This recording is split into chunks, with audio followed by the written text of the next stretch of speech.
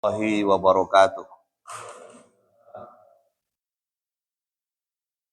Alhamdulillahirabbil alamin, asyhadu an la ilaha illallah wahdahu la syarikalah wa asyhadu anna Muhammadan abduhu wa rasuluhu. Allahumma salli wa sallim wa barik ala nabiyyina Muhammadin wa ala alihi wa ashabihi wa man tabi'ahum bi ihsanin ila yaumiddin. Ya ayyuhalladzina amanu ittaqullaha haqqa tuqatihi wa la tamutunna illa wa antum muslimun. Ya ayyuhalladzina amanu taqullaha wal tanzur nafsum ma qaddamat lighadin wattaqullaha innallaha khabirun bima ta'malun. Alhamdulillah, Bapak Ibu hadirin jamaah salat maghrib, salat Darussalam ingkang dirahmati Allah Subhanahu wa taala. Hari kita bersyukur pada Allah, hari ini sudah masuk bulan haram, masuk bulan Rajab, dan sebentar lagi Ramadan akan tiba. Doa kita mudah-mudahan saat Ramadan tiba kita diizinkan kembali untuk berjumpa dalam kondisi sehat walafiat dan bisa sempurna melakukan ibadah di dalamnya. Selesai kita mendapatkan ampunan dan kelak akan dimasukkan ke dalam surga Allah Subhanahu wa taala. Salam dan salawat mudah-mudahan Allah limpah curahkan kepada Rasulullah sallallahu alaihi wasallam. Yang sekalian, masuk bahasan berikutnya masih tetap sholat sunnah atau sholat nafilah atau sholat yang di luar kaidah fardu. Berikutnya adalah sholat yang dikerjakan terkait keluar atau masuk rumah. Ternyata ada syariat saat kita keluar rumah, saat kita masuk rumah itu ada sholatnya.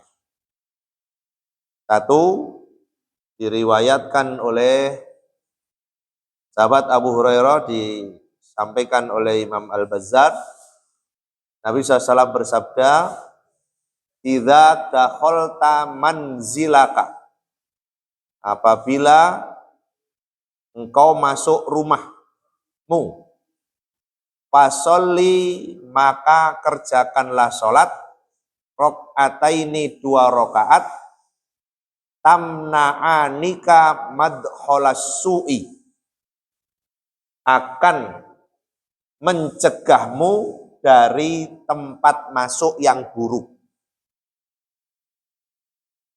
Ada kaidah sholat apa ini? Ya pokok sholat 2 rakaat. Tapi syaratnya saat memasuki rumah. Bahasanya bisa jadi ini masuk rangkaian daripada amalan-amalan saat bepergian. Bukan nyapu latar, melebet sholat metu latar, blonjo, sayur, mulai mana, mboten ngaten. Tapi ini bagian daripada rangkaian ibadah pada saat bepergian. Siapa yang kemudian masuk rumahnya, kemudian sudah di dalam rumah berarti, bukan sebelum, tapi pada saat sudah masuk, kemudian melaksanakan sholat 2 rakaat, maka tempat masuk atau rumah itu terhindar dari berbagai macam keburukan. Fa idza kharajta min manzilika, begitu sebaliknya, pada saat engkau keluar dari rumahmu, fasholli rakaataini, maka sholatlah 2 rakaat, tamna'anika makhrajas su'i, 2 rakaat itu akan mencegahmu dari tempat keluar yang buruk. Maka inilah yang kemudian dijadikan sebagai dasar adanya sholat sunnah saat bepergian. Pada saat mau berangkat sebelum keluar rumah itu kita laksanakan sholat 2 rakaat. Dan pada saat tiba di rumah dilakukan pula sholat 2 rakaat. Jadi sholatnya di rumah. Sholatnya 2 rakaat. Jadi menjadikan tempat tinggal kita dijauhkan atau menjadi pencegah berbagai macam keburukan. Makanya pada saat ada riwayat yang lain, anna Nabiya sallallahu alaihi wasallam kana idza qadima min safarin bada'a bil masjidi faraka'a fihi rakaataini tsumma jalasa. Kalau ada yang terkait dengan bepergian, Nabi itu kalau berangkat itu sebelum berangkat dari rumah melakukan sholat 2 rakaat, kemudian pulang itu kadang-kadang mampir ke masjid dulu untuk melakukan sholat 2 rakaat sebelum tiba di rumah. Karena idza qadima min safarin bada'a bil masjid. Pada saat pulang dari safar, beliau mendahulukan masuk masjid, kemudian melakukan sholat 2 rakaat, kemudian duduk. Yang riwayat ini kadang-kadang, berarti kan itu bisa tahiyatul masjid. Ya bisa juga. Tapi kalau riwayat yang pertama tadi itu, hubungannya bukan hanya sekedar safar, tapi ada kaidah setiap kali masuk atau keluar dari tempat tinggal kita, diperintahkan untuk melakukan sholat 2 rakaat supaya atau akan mendapatkan faedah dicegah dari keburukan-keburukan baik yang di dalam rumah sudah ada atau setelah kita keluar dari rumah masuk tidak membawa keburukan-keburukan. Nah itu disebut sebagai sholat sunnah saat keluar dan masuk rumah. Apakah kemudian berjamaah? Tidak disebutkan. Karena ini bagian daripada sholat sunnah yang dilaksanakan secara sendiri-sendiri. Termasuk ada lagi sholat khusus yang kemudian dikaitkan dengan amal yang lain. Satu diantaranya, ma min muslimin. Sabda Nabi SAW, tidak ada seorang muslim pun yatawaddo'u yang berwudu, fayuhsinu wudu'ahu.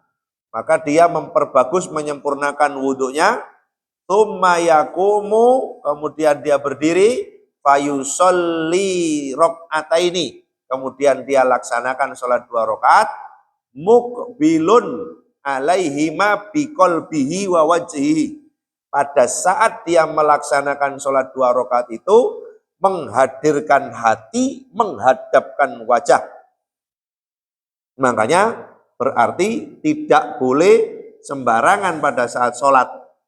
Maka dalam ayat yang lain, idza qumta ila sholati fa'asbil wudu tsummastakbilil qiblata fakabbir.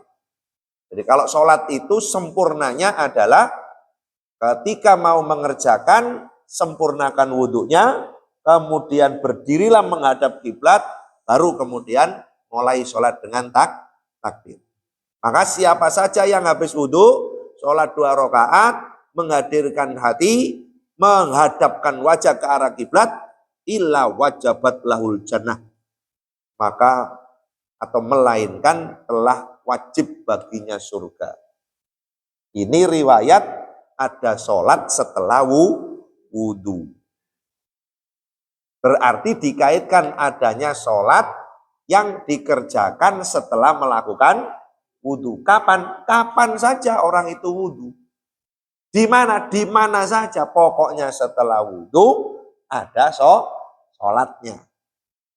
Makanya kemudian dari sahabat Umar, beliau menyatakan,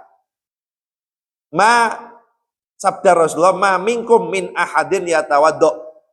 Tidaklah salah seorang di antara kalian berwudu, fayublighu au fayusbihul wudu'a, kemudian dia menyempurnakan wudhunya, tsumma yaqulu, selesai wudhu, kemudian dia berdoa asyhadu alla ilaha illallah wa asyhadu anna muhammadan abduhu wa rasuluh, mengucapkan doa wudhu itu, illa futihat lahu abwabul jannah as-samaniyah, kecuali dia akan dibukakan pintu-pintu surga yang berjumlah 8, yadkhulu min ayyiha sya'a, dipersilakan masuk dari mana pintu yang dia suka. Berarti apa? Ada kaidah wudhu, ada kaidah doa wudhu, ada kaidah sholat setelah wudhu. Jadi kalau sholat setelah wudhu illa wajabat lahu jannah, kalau kemudian setelah wudhu berdoa, futihat abwabul jannah as-samaniyah. Jadi dibukakan pintu surga yang jumlahnya 8 itu. Bahkan ada lagi, man tawaddo'a nahwa wudhu'i hadza tsumma shalla raka'ataini la yuhaddisu fihi ma nafsahu ghufira lahu ma taqaddama min dzambi. Jadi siapa yang kemudian berwudu seperti wuduku ini kata Nabi SAW, berarti Nabi mencontohkan gerakan wudu yang sempurna. Kemudian dia melaksanakan sholat 2 rakaat yang di dalam sholatnya itu dia tidak berbicara. Karena dulu sebelum turun ayat wa qumu lillahi qanitin, dan laksanakan sholat untuk Allah dengan khusyuk. Khusyuk itu tidak ngomong-ngomong. Sebelum ayat ini turun, para sahabat pernah Allahu Akbar terus ngomong-ngomongan. Terus harapan. Nah, kira-kira gitu. Aman mau kondi. Kira-kira begitu. Jadi sholat tapi sambil bincang-bincang. Dulu pernah terjadi. Sebelum ayat itu turun. Ketika ayat itu turun, kata sahabat, setelah itu kami pada saat sholat sudah tidak lagi berbincang-bincang, kami diam membaca doa yang dicontohkan. Maka di sini siapa yang kemudian pada saat sholatnya setelah wudhu itu kemudian dia tidak berbicara, maka Allah akan memberikan ghufira lahu ma taqaddama min dzambi. Allah akan mengampuni dosa-dosa yang telah lalu. Maka satu tadi ada wudhu, ada doa setelah wudhu, ada sholat setelah wudhu. Kalau doa setelah wudhu akan dibukakan pintu-pintu surga. Kalau sholat setelah wudhu maka diberikan tempat untuk di surga dan kemudian diampuni dosa-dosa yang telah lalu. Ini ada kaitannya. Masuk surga itu harus tidak punya dosa. Makanya diampuni dosanya dulu, baru dibukakan pintu surga, dipersilakan masuk dan bertempat di dalam surga. Hanya dengan ibadah wudhu, doa, dan sholat wudhu. Itu artinya banyak amalan yang disyariatkan dalam rangka untuk mengantisipasi bahwa kita manusia ini yang berdosa. Jadi manusia ini tidak pernah lepas dari dosa, maka dosa-dosa yang sangat banyak dikerjakan manusia diberikan ruang atau kesempatan oleh Allah Ta'ala. Ketika engkau melakukan ini, akan dosa-dosanya diampuni. Apakah sholat 5 waktu, Jum'ah, kemudian Ramadan, majelis ilmu, termasuk sholat setelah wudhu ini akan mendapatkan ampunan dari dosa-dosa yang telah lalu. Makanya di sini kemudian Nabi Shallallahu Alaihi Wasallam mengapresiasi, memberikan pengistimewaan kepada sahabat Bilal bin Rabah. Sahabat Bilal bin Rabah yang banyak cerita-cerita yang hari ini ternyata ya kisah-kisah sahabat itu luar biasa, termasuk tersebar di mana-mana. Ada yang lahir di Taif tapi makamnya tidak ditemukan di Taif, ada lahir di luar kota Taif kemudian makamnya di Taif, ada yang sampai sahabat Nabi ternyata makamnya sampai di luar negeri, ada yang di Yordan, ada yang di Palestina, yang menunjukkan bahwa Nabi dan para sahabat itu tidak hanya terkumpul di Madinah atau Mekah, tersebar. Nah itu, makanya ini yang kemudian sering kita jadikan sebagai tauladan Sampai-sampai Nabi SAW menyebutkan wama sabak tani ilal jannah. Sampai Nabi SAW mengatakan kepada sahabat Bilal bin Rabah, orang sahabat yang budak, tidak punya harga diri di kala itu, tapi dibeli mahal oleh sahabat Abu Bakar As-Siddiq, yang kemudian dijadikan sebagai tauladan figur satu urusan azan dan satu urusan wudhu. Wahai Bilal, apa yang menjadikan kamu mendahuluiku masuk surga? Nabi SAW menyebutkan bahwa sahabat Bilal ditetapkan mendahului Nabi masuk surga. Kok bisa? Bahasanya kok bisa lebih dulu sahabat Bilal masuk surga? Bahasanya Nabi itu tadi. Bukankah Nabi SAW adalah manusia pertama yang dibangkitkan dan yang kemudian dipersilakan masuk surga? Bahasanya itu ternyata Nabi SAW diperlihatkan bahwa alas kaki terompahnya sahabat Bilal sudah ada di dalam surga. Artinya Nabi mengakui bahwa apapun yang ada dalam kehidupanmu ternyata masuk surga dulu. Apa yang kau kerjakan? Dengan rendah hatinya beliau menyatakan, saya tidak pernah membiarkan tubuh ini kecuali dalam keadaan wudhu. Tidak pernah membiarkan tubuh ini kecuali punya wudhu. Ngapunten, wudhunya gampang. Jogone nih. Berarti batal wudhu. Kanjenan mau kerja, sudah naik kendaraan, wudhu batal. Berangkat apa wudhu lagi?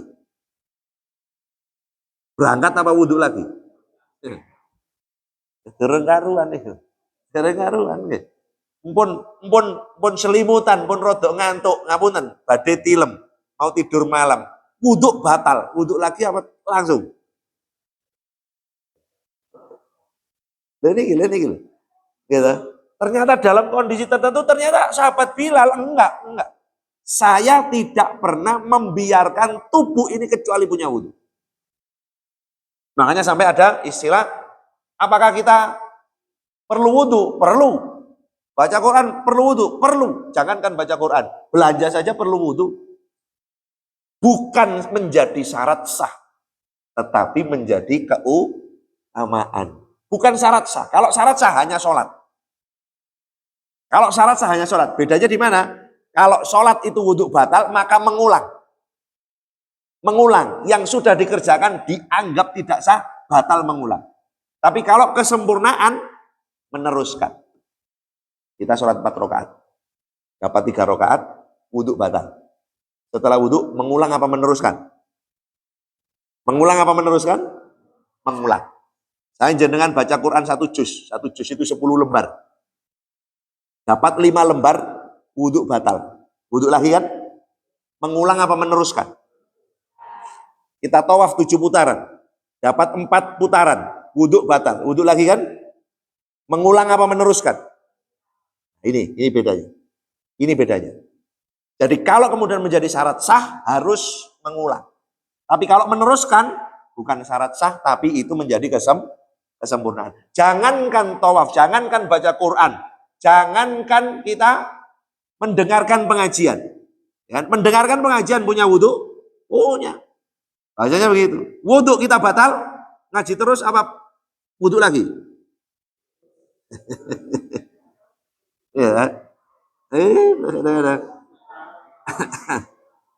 Bu ae nek salat nek gak salat wis meneh-meneh ae wudhu kan gitu. Ternyata menjaga wudhu ini luar biasa. Tuh, sahabat bila menjawab, saya tidak pernah membiarkan tubuh ini kecuali berwudhu. Dan setiap selesai wudhu, saya mesti sholat. Sebagaimana setiap saya selesai adzan, mesti sholat. Itu yang kemudian diangkat menjadi dasar bahwa yang tidak ada rawatib yang pernah kita bahas, itu hanya ba'diyah subuh dan ba'diyah asar. Qobliyah maghrib dan qobliyah isya itu ada. Bukan tidak ada. Bukan dihilangkan, jangan menghilangkan. Ada. Buktinya setiap kali saya adzan, mesti saya sholat. Sholat setelah adzan, sholat apa? bukan sholat adzan. Kalau sholat setelah wudhu namanya sholat setelah adzan itu pasti rawatib. Dan setiap adzan kemudian ada sholat, berarti itu masuk qobliyah. Adzan maghrib pun dan adzan isya pun ada qobliyah. Hanya saja sikap perlakuannya beda dengan qobliyah subuh yang Nabi pada saat sedang safar maupun mukim tidak pernah meninggalkan. Maka ini yang kemudian menjadi salah satu fadilah bahwa sholat yang dikerjakan setelah wudhu adalah bagian dari kesempurnaan. Dan itu ditetapkan. Hanya saja, ya satu, bagaimana kalau kita masuk masjid setelah wudhu? Setelah wudhu masuk masjid, kira-kira sholat apa dulu?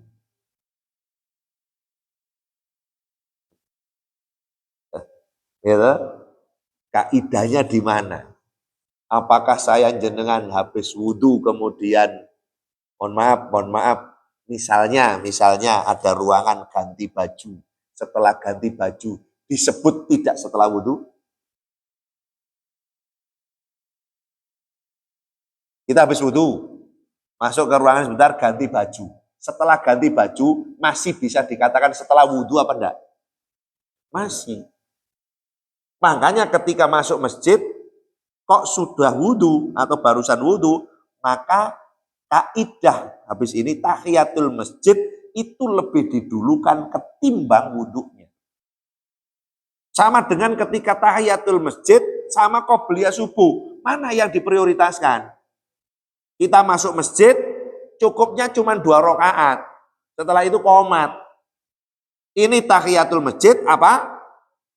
Qobliyah subuh. Bahasanya begitu. Prioritasnya kita masuk masjid. Tapi karena kita mau sholat subuh, yang lebih dekat adalah qobliyah subuh. Karena nanti jam 8 bisa masuk masjid. Bisa masuk masjid. Bisa tahiyatul masjid. Bisa qobliyah subuh. Nah, itulah yang kemudian. Tapi kalau pengen dua-duanya, dibiasakan. Selesai adzan, di rumah qobliyah. Jangan lama-lama. Setelah itu segera ke masjid, tahiyatul masjid. Nutut? Dibiasakan.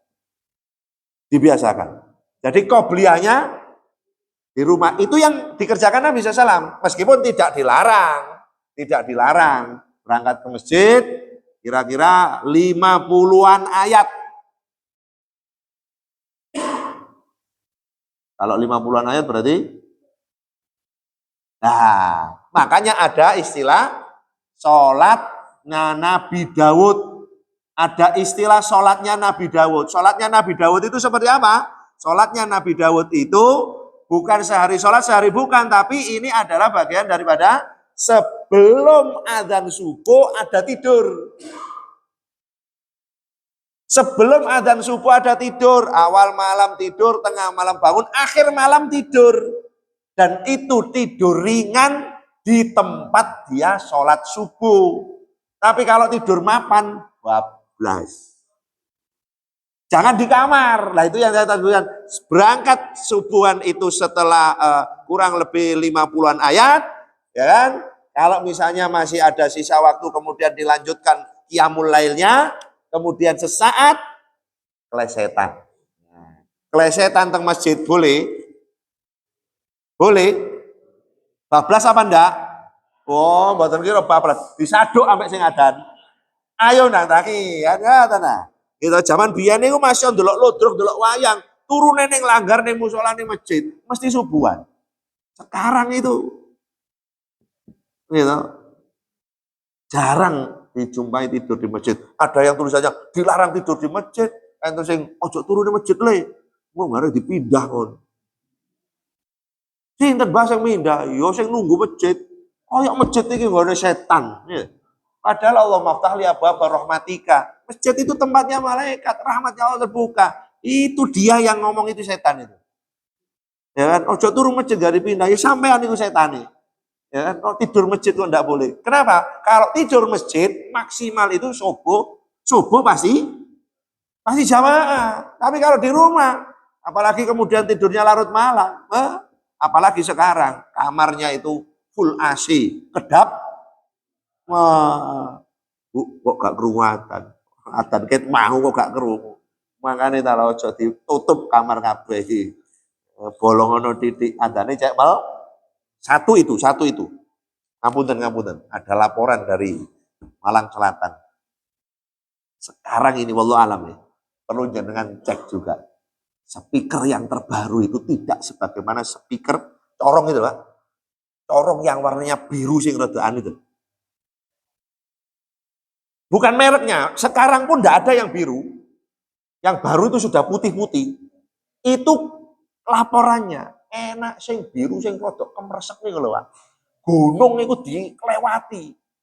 Maca Quran itu iso nembus gunung. Saiki sing anyar-anyar gak tembus gunung. Loh, gunungnya mboten tembus napa malih? Tembok. Makanya dikasih corong berapapun ndak masuk kamar. Gak krungu adzan, kok adzane suarane lirik. Bukaan lawange. Lak bawanter. Loh, itu yang nyun sewu kita rasakan. Jangan-jangan gitu, kualitas volumenya iya kan? Silakan ya dipasang berbanyak-banyak tapi satu, outdoor disamakan seperti indoor. Kalau sudah indoor, buanter koyo napa, kena tembok pun mboten saged tembus. Itu yang kadang-kadang makanya saya jenengan kalau tidak dengar adzan itu patut bersedih dan segera minta ampun kepada Allah Ta'ala. Kenapa? Satu indikasi, kalau seandainya memang suara adzan itu keras sekali, kok kita tidak dengar, berarti ada kaidah telinga kita gitu. Telinganya itu dikecengi setan. Kok iso ngoten lho, adzan buwanteri ngoten mboten kru atau memang suara adzan gelombangnya itu tidak nyampe ke telinga. Dan itu kadang-kadang perlu diukur, Pak. Gitu. Jenengan nyun sewu, ada yang apa niku suara keras tapi kalau sudah indoor dikasih peredam, di luar enggak bisa. Gitu. Kalau sudah diredam bengok-bengok ngajib, mboten semerah. Nah, kadang-kadang hari ini kamar-kamar kita itu ya kedap udara, kedap suara. Ya. Kalau kedap udara ya mati ya benar. Rasanya begitu. Nah, ini yang kemudian masuk kaidah sholat wudhu. Makanya tadi kalau kemudian mana yang didahulukan kita lihat dulu terkait dengan tahiyatul masjid. Dari Abu Qatadah As-Sulami radhiyallahu anhu qala Rasulullah SAW, idza dakhala ahadukumul masjidah, apabila salah seorang di antara kalian masuk masjid ya, falyarka rakaataini qabla ayat jelisa. Maka supaya dia laksanakan 2 rakaat sebelum dia duduk. Kaidahnya begitu. Atau riwayat yang beda, yang berikutnya disampaikan oleh Imam Bukhari dalam kitab Tahajud, idza dakhala ahadukumul masjid, apabila salah seorang di antara kalian masuk masjid, fala yajlis, jangan duduk dulu hatta yusolli rakaatain. Sampai dia sholat 2 rakaat. Satu ada kata masuk. Yang kedua ada kata-kata masjid. Yang ketiga ada kata-kata lakukan sholat. Mana yang disebut masjid? Ini yang kemudian dirinci kaidahnya. Bahasanya masjid itu tempat khusus yang digunakan untuk sholat berjamaah. Baru kemudian ada istilah masjid itu yang digunakan untuk sholat Jumat. Padahal sholat Jumat tidak di masjid pun masih sah. Masih sah. Tapi kalau kemudian bukan masjid maka tidak bisa ditahiyatul. Tidak bisa ditahiyatul. Ini contoh pada saat Nabi SAW melaksanakan sholat Id. Beberapa catatan sholat Id karena Rasulullah SAW yushollil Id fil musolla. Menunjukkan kata tempat. Sholatnya Idnya Rasul itu di musola. Maka tidak ada kaidah tahiyatul musola. Harus ada beda mana musola, mana masjid. Ini apa? mulai ya. Masjid, musola. Oh, apa sih ngarani masjid? Musola. Ya kan? Nah, ini kaidah yang harus dilihat. Jadi mana yang disebut masjid, mana yang disebut musola? Bolehkah sholat dilanggar?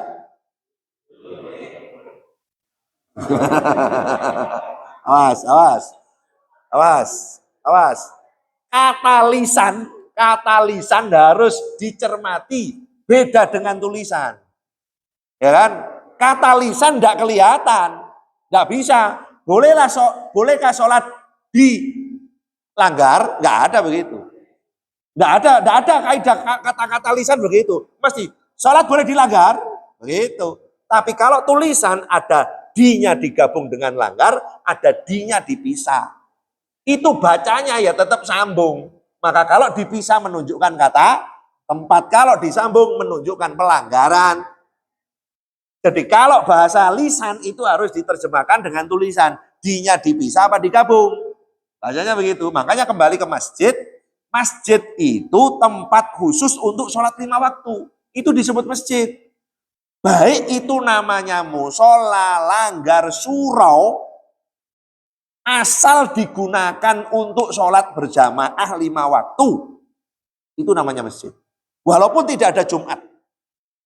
Memang benar sholat Jumat itu di masjid. Memang benar. Tapi kadang-kadang ketika masjidnya dipugar, dia akan dilaksanakan di halaman masjid. Maka itu pun disahkan. Dengan dasar ju'ilal arduliya masjidan wa tauron. Bumi pun untukku, kata Nabi SAW, dijadikan sebagai tempat untuk bersujud menjadi masjid. Jadi kalau tidak ada bangunan, di atas bumi pun sudah cukup menjadi masjid. Karena bumi itu berstatus suci. Bahasanya begitu. Bahkan ada kaidah la tubasiruhunna wa antum akifuna fil masajid.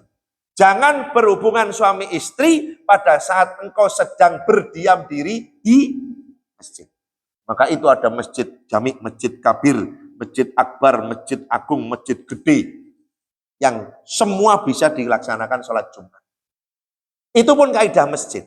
Maka bahasa apa bedanya masjid dengan musola? Kalau musola itu bukan tempat khusus.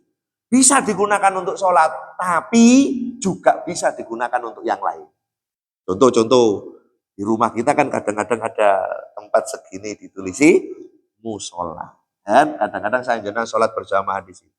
Kadang-kadang ibu-ibu numpuk setrikaan juga di situ. Cucian itu dikumpulkan di situ. Nah, itu namanya tidak ada tahiyatulnya. Boleh kan numpuk setrikaan di sini?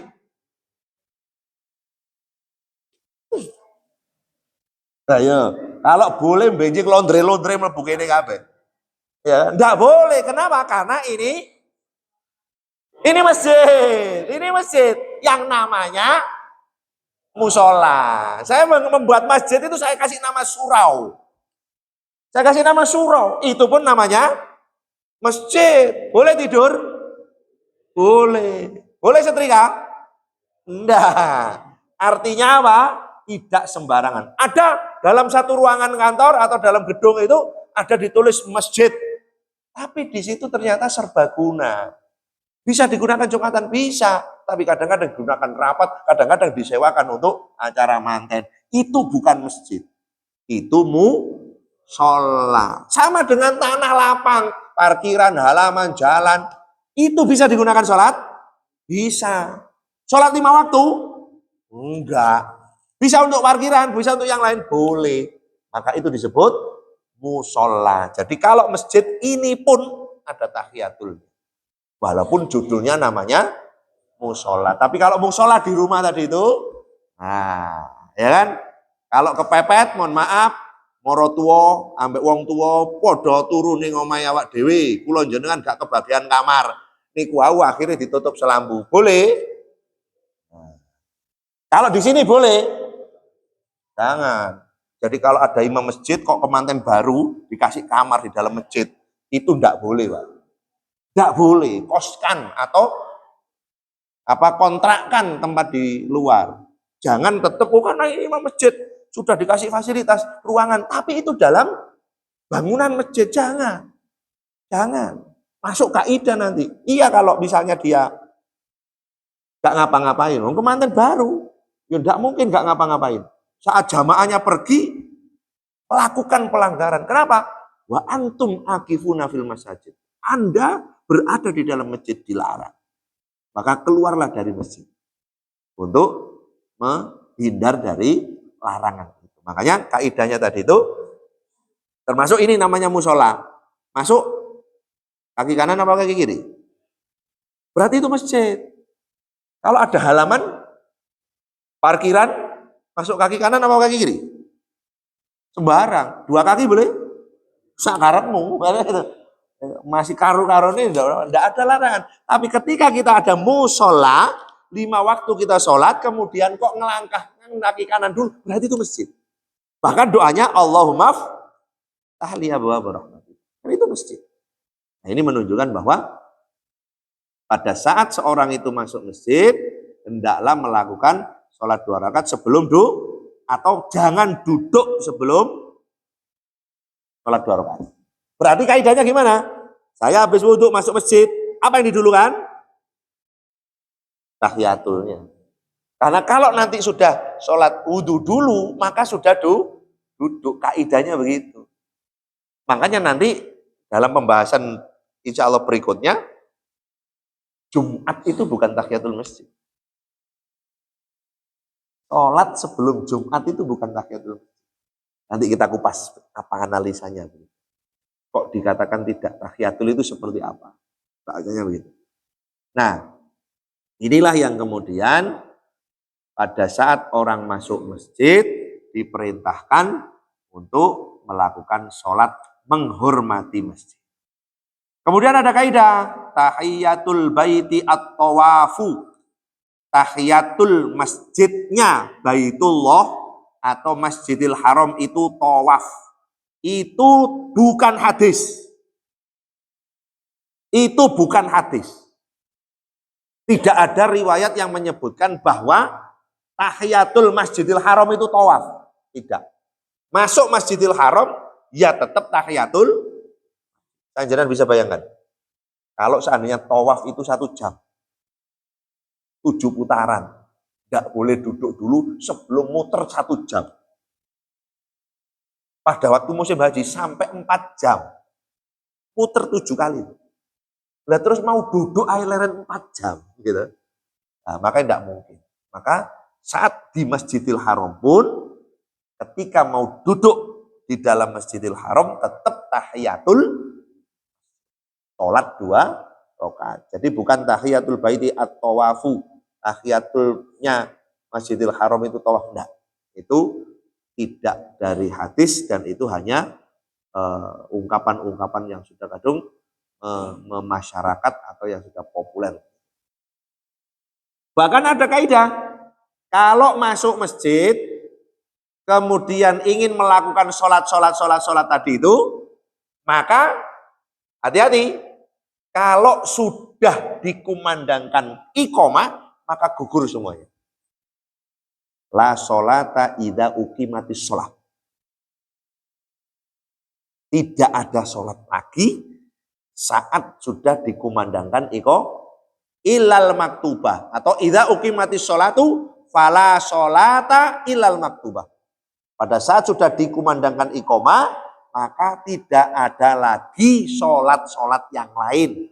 Mau wudhu, mau tahiyatul, mau qobliyah, sudah gugur. Ilal maktubah, yang bisa dikerjakan setelah iqomat hanya sholat yang fardu. Makanya saya jenengan dalam hal ini prakteknya, kalau kemudian sudah qomat, kok kita masih dapat 1 rakaat, bubar. Kok kita sudah tasyahud akhir, selesaikan, segerakan supaya tidak ketinggalan takbiratul ihram. Bukan hanya jamaah. Apalagi nanti, mohon maaf, perlu disinggung pada saat tarawih. Enggak boleh ketika imam sudah Allahu Akbar kita masih duduk ngengkok ke kanan, ngengkok ngenteni amin baru Allah, enggak boleh. Itu enggak boleh. Menyalahi kaidah ju'ilal imamu liyutama bi idza kabbara fakabiru. Dijadikan imam itu untuk diikuti. Maka ketika imam sudah Allahu Akbar, maka segera ikuti. Nggak boleh berlama-lama. Apalagi menyengaja masbuk, nggak boleh. Kecuali ada udzur, wudhu batal atau ingin berhajat sehingga dia masbuk. Beda. Tapi duduk-duduk itu nggak boleh. Mending kita keluar dari soft itu untuk hajat. Kalau nggak ada hajat maka nggak benar. Sama dengan, mohon maaf, pada saat dikumandangkan adzan, tidak boleh meninggalkan masjid kecuali ikut sholat. Karena siapa saja yang kemudian sudah dikumandangkan adzan dia keluar, yang boleh hanya ketika ada hajat. Karena ada kaidah, jangan melakukan sholat dengan menahan hajat. Jangan melakukan sholat dengan menahan hajat. Pada saat kita sholat, kok kepingin hajat, segera ikuti hajatnya, jangan ditahan. Jangan diterus-teruskan sholat. Makanya pada saat kemudian orang itu kemudian dikumandangkan adzan, jangan meninggalkan kecuali sholat di situ. Contoh misalnya, Pak mohon maaf, saya mau udah keperluan. Saya akhiri sekarang, saya tak pulang. Jangan adzan dulu. Ketika saya kemudian mempersiapkan motor, saya jenengan adzan, saya harus balik. Karena saya sudah dengar adzan. Makanya saya tak kabur dulu sebelum adzan. Karena kalau dengar adzan kabur, siapa itu? Siapa? Yang mendengar adzan lari kabur siapa? Iya. Gitu loh.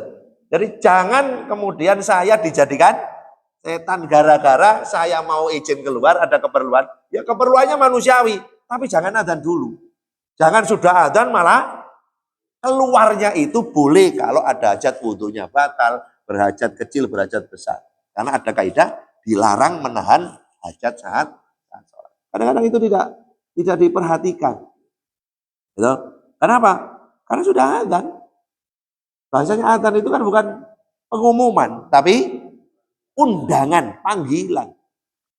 Bahasanya begitu. Makanya sampai kalau orang itu sudah tidak dengar dan tidak menghiraukan itu panggilan, maka ini masalah. Bahasanya begitu. Nah inilah yang kemudian ada kaidah, kalau sudah masuk masjid, ternyata iqomat sudah dikumandangkan. Maka fala sholata, digugurkan semua sholat. Makanya sekarang ada timer itu. Kalau dulu kan kadang-kadang ya rodok ndadi nesu, mau komat, sik ono sing sholat. Ini mana? Ini terus ada yang baru datang sholat lagi. Gitu. Sik ono sing sholat. Oh, akhirnya enggak komat-komat. Sekarang batit bahkon sak rakaat kait takbir. Allahu akbar, Allahu akbar. Itu kadang-kadang ya apa nggih? Ya yang datang belakangan harusnya lebih hormat kepada yang datang duluan. Datang kalau misalnya kok susu di komat, le sini berapa? 10 menit lah, nanti aja sampean mau. Mariadan kok dana budal kari, sholat, ini kata komat, sholat.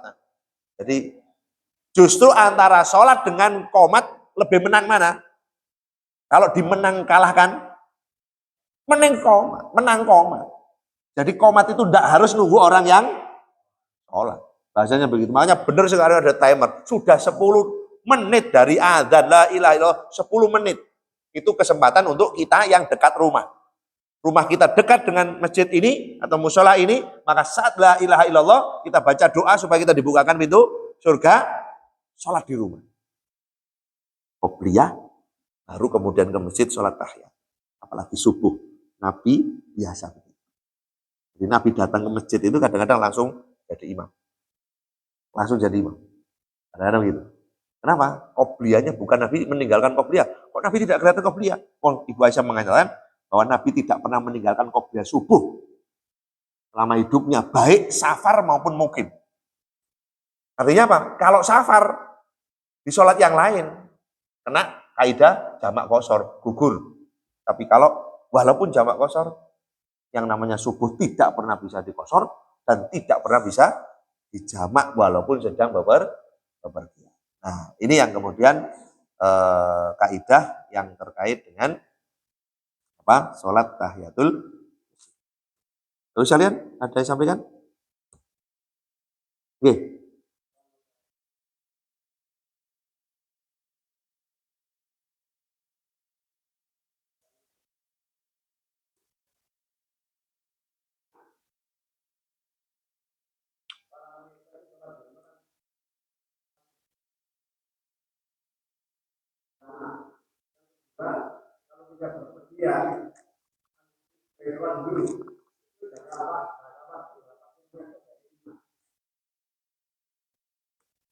Oke.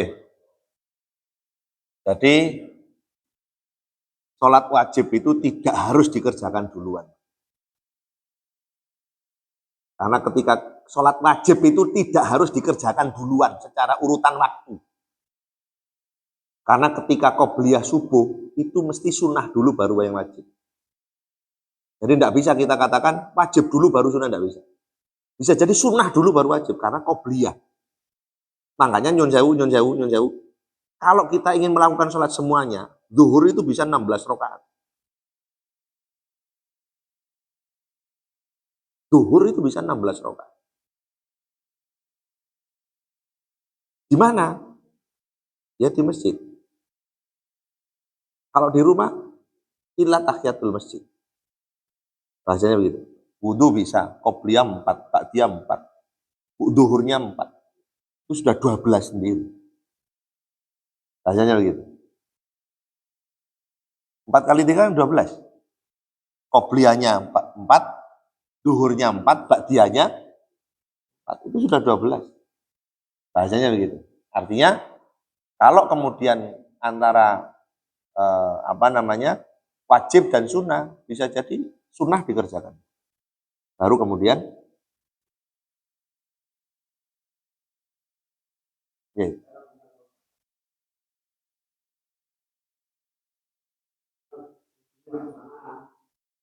wudunya bersamaan ya Mas?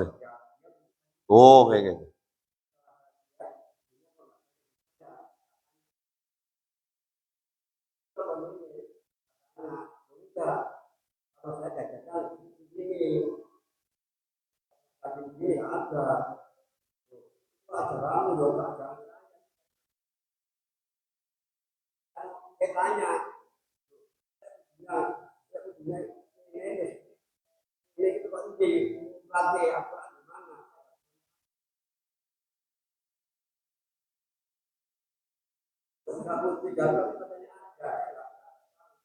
Terus pertanyaannya nomor.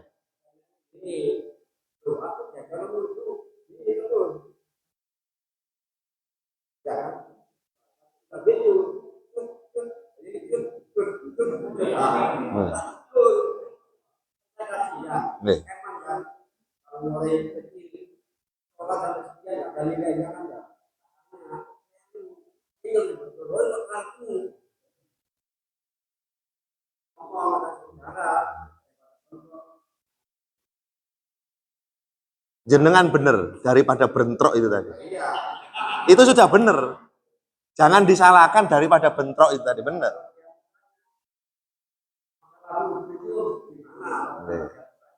Loh ya, jadi kalau misalnya bahasanya kalau mengingatkan beliau ya menggunakan dasar dan dalil sebagaimana yang beliau pahami. Karena kadang-kadang jangankan orang lain, kadang-kadang kita pun begitu, Pak. Begitu. Ketika kita sudah melaksanakan, kemudian mohon maaf, tidak baca-baca lagi, akhirnya yang sudah saya lakukan ini benar.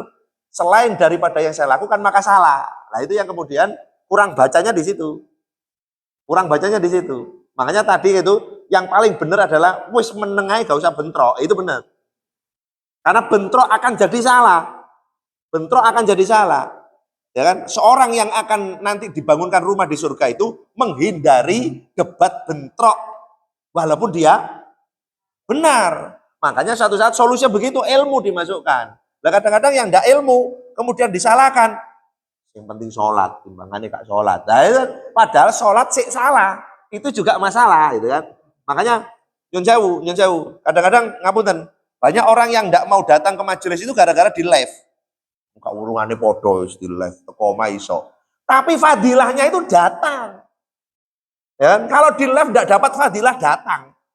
Maksudnya begitu, datang ke majelis ilmu Ya kan, mendatangi majelis ilmu, datang ke masjid, datang tempat untuk majelis ilmu, itu lebih banyak fadilahnya ketimbang yang di online. Di online itu kan barangkali yang uzur, yang sedang safar bisa mengakses, atau barangkali kita bisa mengakses ulang, misalnya gitu. Itu fungsinya karena ada direkod, direkam gitu kan. Tapi yang benar itu ya datang. Sekarang kan enggak. Tetap kau dan terus itu di YouTube. Ini keliru. Nah, makanya itu yang kemudian yang disampaikan tadi itu, kita hari ini banyak sekali silang pendapat. Ya, ternyata kita harus jangan tergesa-gesa langsung menyalahkan. Jangan tergesa-gesa langsung menyalahkan, apalagi kemudian sampai berdebat. Berdebat, bahasanya begitu. Nah, itu yang kadang-kadang saya menjadi contoh. Turun sujud antara lutut dengan tangan itu saja rame itu. Rame itu. Ya, yang turun pakai tangan dulu koyok unto. Nah, dan lain sebagainya.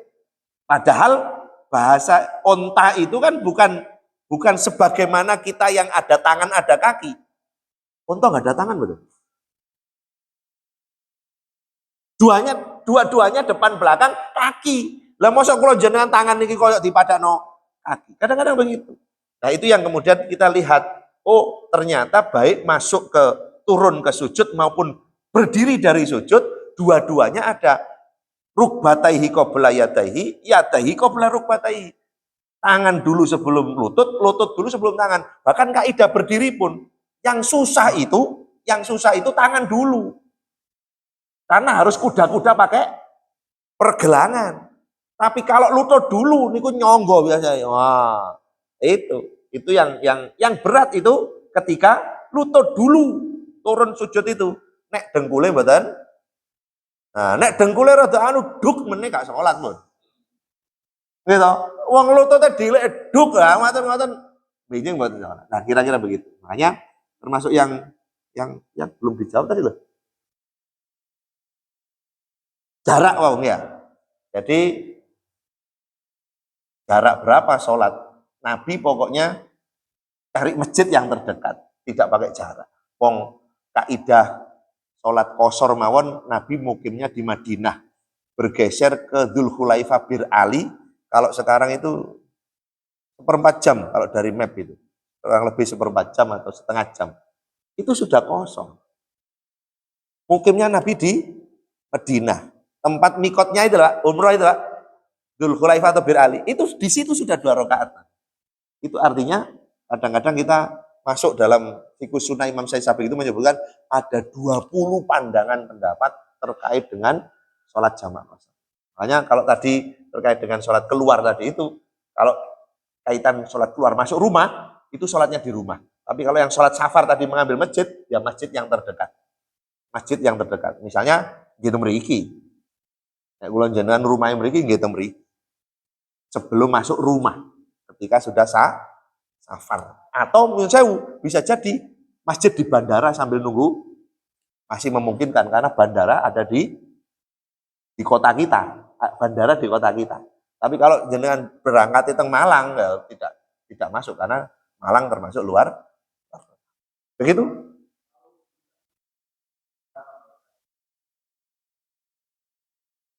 Mau wudu. Kalau kaidah wudunya surat 6 ayat 5. Itu kaidah wudunya idza qumtum ila sholati faghsilu wujuhakum, itu kaidah wudunya surat Al-Maidah surat 5 ayat 6. Ngapunten kali. Surat Al-Maidah ayat 6. Tapi kalau sholat wudu itu di hadis, Pak. Nek kaidah wudu faghsilu wujuhakum wa aydiyakum ilal marafiq famsahu bi ru'usikum wa aydiyakum ilal warjulakum ilal ka'bain, itu di surat 5 ayat 6. Itu tata cara wudhu. Tapi kalau sholat wudhu itu ada di hadis. Oke, subhanakallahumma bihamdika asyhadu an la ilaha illa anta astaghfiruka wa atubu ilaik. Walhamdulillahirabbil alamin. Matur nuwun ngapunten. Assalamualaikum warahmatullahi wabarakatuh.